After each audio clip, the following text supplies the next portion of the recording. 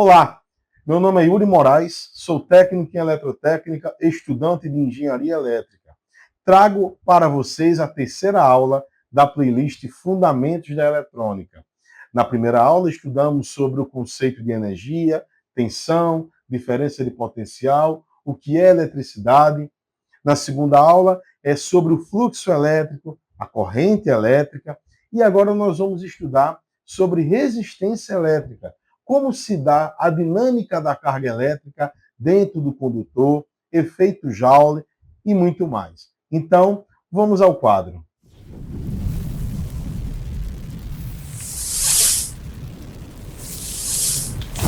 Então, gente, estamos aqui ao quadro, na aula 3, e hoje nós vamos falar sobre resistência elétrica. Na aula 1, nós falamos sobre diferença de potencial, tensão, conceitos de carga elétrica. E agora passamos pela a aula 2 falando sobre corrente elétrica, que é uma consequência da tensão elétrica. E agora nós vamos falar sobre resistência elétrica. Então, o que seria a resistência elétrica? Né? Então, o conceito inicial é a oposição do movimento de cargas elétricas.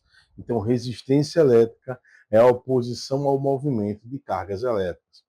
Então, nós trouxemos aqui, mais uma vez, a visão, digamos que uma visão expandida de um condutor, aonde nós temos aqui, dentro, uma composição feita por átomos, representadas em azuis, e alguns pequenos pontos aqui representados em preto, que são os elétrons livres. A gente viu que, quando não há passagem de corrente elétrica, há um desordenamento desses elétrons livres.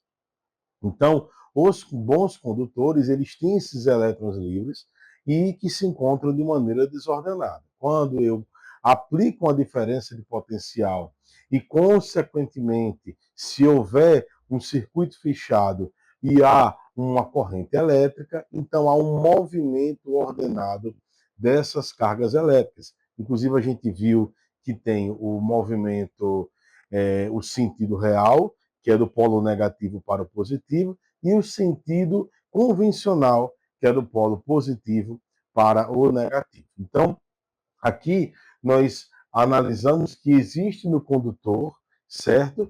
Vários elétrons livres.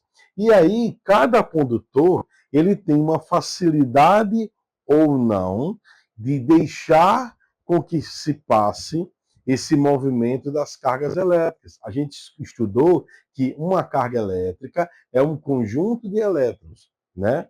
Então, esses elétrons, eles trafegam pelo material, né? Através de uma diferença de potencial exercida neles, e aqui existe uma facilidade ou não do movimento dessas cargas, certo? Então, a gente poderia entender e fazer uma analogia justamente com o exemplo das caixas d'água. Então, a gente vê aqui que existe uma diferença de altura da caixa d'água para com o chão, gerando aí um potencial exercido pela força da gravidade, um potencial gravitacional, digamos assim. E aí o que acontece? Nesse exemplo da primeira caixa, nós temos aqui um menor estreitamento do cano, consequentemente, uma maior corrente do fluxo de água. Então, eu tenho uma pressão exercida pela gravidade e uma corrente exercida por consequência dessa pressão. Então, aqui, quando eu tenho uma determinada corrente. Já no outro exemplo, eu tenho a mesma caixa d'água, mas o maior estreitamento do cano. Então, a corrente de água, o movimento de água, a vazão de água irá diminuir pelo estreitamento do cano. Então, aqui, a gente faz uma comparação. Tensão é a pressão, corrente é a vazão de água. E a resistência seria o quê? A gente poderia colocar aqui como estreitamento. Estreitamento do cano. Então, isso aqui, nós estamos lidando com analogia. Então, um determinado condutor, ele também tem essas características de oferecer maior ou menor resistência à passagem de corrente elétrica. Então, nesse caso aqui, isso pode ser entendido por uma fórmula bem simples, que é a lei de Ohm, dentro de uma perspectiva microscópica, né? Que muitos chamam de segunda lei de Ohm, aonde nós temos aqui algumas variáveis, né? No caso, R a gente chama de resistência, e a unidade de medição de resistência é em ohm, né? Que o símbolo é o ômega, né? Então, esse aqui é o símbolo do ohm. Então, aqui nós temos o ohm, que é a unidade de medição de resistência do material, em uma constante, que é a constante do material. Então, o que é essa constante do material? Cada material, como eu falei, tem uma maior ou menor resistência, consequentemente, maior ou menor condutividade elétrica. Então, dentro dessa perspectiva, eu tenho um outro fator que define a resistência elétrica. É a constante multiplicado por L. L é o comprimento do condutor, certo? Então, aqui eu represento L como o comprimento do redutor, dividido pela espessura. Então, a espessura, quanto mais espessa, mais espesso, mais largo é o condutor, menor é a resistência elétrica, porque existe um campo maior. Então, aqui nós podemos entender que a resistência é a constante do material que é dado pelo número. Então, geralmente, tem algumas notações científicas lá, a prata, o ouro, o cobre, o ferro, né? Que é justamente a constante desse material, multiplicado pelo comprimento, dividido justamente pela espessura que é dada em A, que é a área, a bitola, por assim dizer. Né? Então, um fio mais grosso, ele tem uma resistência menor. Um fio mais comprido, ele tem uma resistência maior. Isto deve ser levado em consideração, bem como o tipo de material. Então, todo esse conjunto de variáveis é que dá justamente a resistência elétrica. Então, aqui nós trouxemos também outra analogia, é uma analogia da via pública. Então, aqui nós temos uma via expressa, onde a velocidade dos carros gira em torno de 100 por hora. 100 por hora. E aí, o que acontece? Essa aqui é uma via expressa. E nós temos aqui uma via local, que é uma via mais estreita, né? Feita de paralelepípedo ou de barro, enfim. Então, é uma estrada carroçável, enfim. Então, aqui a via local, ela tem uma velocidade limitada a 30 km por hora. Então, o fluxo de carros vai ser menor do que no fluxo da via expressa. Então, isso acontece também dentro do condutor. Existem condutores que fazem com que haja uma passagem maior de elétrons. Então, nesse caso, há uma diferença. Então, aqui, quanto mais larga a via expressa, maior a velocidade de trânsito do carro. Então, se eu tenho duas faixas, eu tenho um determinado fluxo. Se eu tenho quatro faixas, eu tenho o dobro do fluxo. São mais carros passando numa faixa, numa determinada faixa. Então, lembra-se quando a gente, na aula passada, falou de corrente elétrica. Então, na corrente elétrica, a gente pega uma seção do condutor e mede a quantidade de cargas que passam ali para ter a medida em ampere. Então, aqui, nós definimos isso, essa passagem, esse controle. Porque no final da aula passada, nós estudamos justamente o controle. O que faz a corrente não tender ao infinito? O que faz a corrente ter controle? Então, o que controla a corrente é a resistência. nesse caso.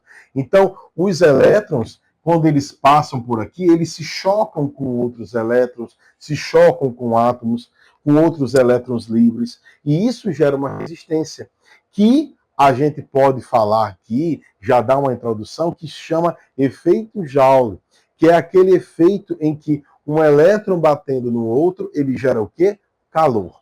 Então, esse calor, ele faz com que haja uma certa mudança de conversão de energia elétrica em energia térmica. No caso do filamento de uma lâmpada incandescente, é uma energia elétrica que se transforma em energia térmica e, por consequência, energia luminosa. Não vamos entrar aqui no mérito e nos detalhes desse processo, porque não cabe. Mas a lâmpada em um circuito, ela oferece uma resistência elétrica, né? Então, toda e qualquer carga, qualquer aparelho que eu ligue a um dispositivo acumulador, no caso uma bateria, ele representa uma resistência à passagem de corrente elétrica. Então, quanto menor a resistência, maior a corrente. Quanto maior a resistência, menor a corrente. Eles são inversamente proporcionais. E também tem outros fatores que fazem, né? A gente já viu aqui na fórmula que tem a constante do material. Então, o tipo de material, então, por exemplo, o cobre, ele tem uma menor resistência, o ferro, uma resistência um pouco maior, comprimento e espessura, mas também uma coisa é a temperatura. Então, a temperatura, ela influencia na condutividade do material, consequentemente na resistência. Então, nós agora vamos, né, para entender melhor, ir ao Faustado, né, que é aquele simulador online que eu falei na aula passada, e vamos fazer alguns testes em um circuito montado, um circuito fechado, para entendermos melhor a relação da resistência elétrica com a corrente e a tensão. Então, gente, como vocês podem perceber aqui, eu fiz um circuito com um gerador, né, de tensão, né, aqui simulando uma bateria, uma fonte, ligado em série com um amperímetro para vocês verem a corrente elétrica, e aqui é um resistor variável, né, que a gente vai estudar direitinho.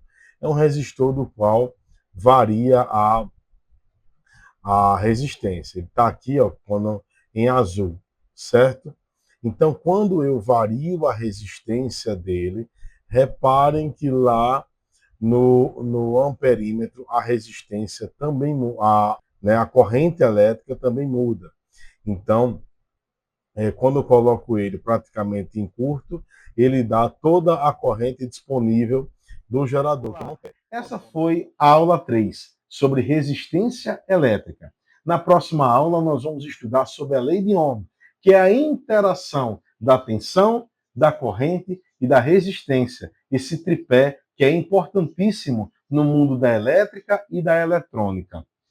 Na próxima aula, nós estudaremos sobre alguns cálculos de maneira simplificada. Então, para isso, se inscreve no canal, ative as notificações para saber quando postaremos as próximas aulas, deixe o seu joinha aqui, o seu gostei, faça o comentário aqui, deixe seu comentário, interaja conosco e também compartilhe nos grupos, com os amigos, enfim, e nos siga nas nossas redes sociais.